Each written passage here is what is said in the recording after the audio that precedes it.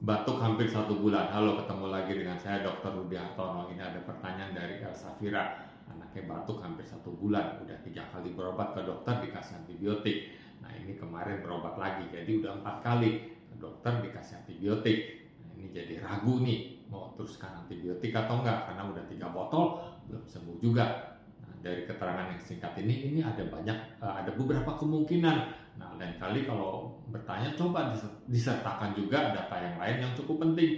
Misalnya jenis kelamin, umur, berat badan, tinggi badan, lalu mengenai batuknya itu apakah punya pola waktu, misalnya pagi lebih sering, malam lebih sering, siang berkurang. Nah, jadi saya coba menjawab dari data yang singkat ini. Nah, ini kan batuk berdahak, tidak panas. Nah, udah di ronsen juga nih bronchopneumonia. Nah, biasanya kalau bronchopneumonia itu disertai dengan panas. Nah, jadi menurut saya ini bukan bronchopneumonia. Kalau anak di ronsen itu, nah umumnya itu dia berontak. Jadi memberi gambaran akurasinya kurang. Nah, biasanya kalau yang normal, tarik napas, tahan napas, baru difoto. Itu foto yang bagus. Pada anak kita agak susah mendapat foto yang ideal. Nah, lalu apakah anak ini batuknya mempunyai pola waktu enggak? Misalnya pagi lebih sering batuk, siang berkurang, malam batuk lagi. Nah, kalau mempunyai pola batuk, kemungkinan alergi ini cukup besar. Nah, berapa umur ini? Misalnya di bawah 2 tahun. Nah, kemungkinan batuknya disebabkan alergi, reflux. Nah, jadi agak susah juga menjawab pertanyaan ini karena kemungkinannya itu banyak sekali. Nah, apakah ada orang dewasa yang TBC enggak?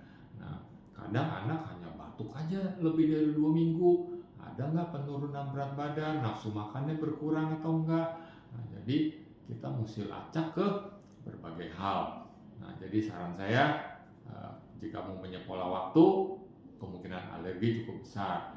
Kalau ada orang dewasa yang gejala TBC dan anak menunjukkan gejala-gejala TBC, coba lacak ke arah TBC.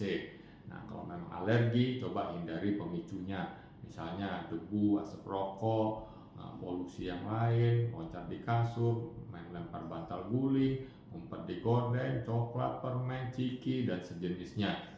Nah, spray seminggu sekali diganti. Nah, itu beberapa kemungkinan pemicu untuk batuk alergi. Nah, kalau batuk alergi cukup kasih obat alergi. Kalau obat TBC, kalau memang karena TBC ya obat TBC. Nah, baiknya coba ke dokter yang lain lagi, diskusikan lagi penyebabnya apa.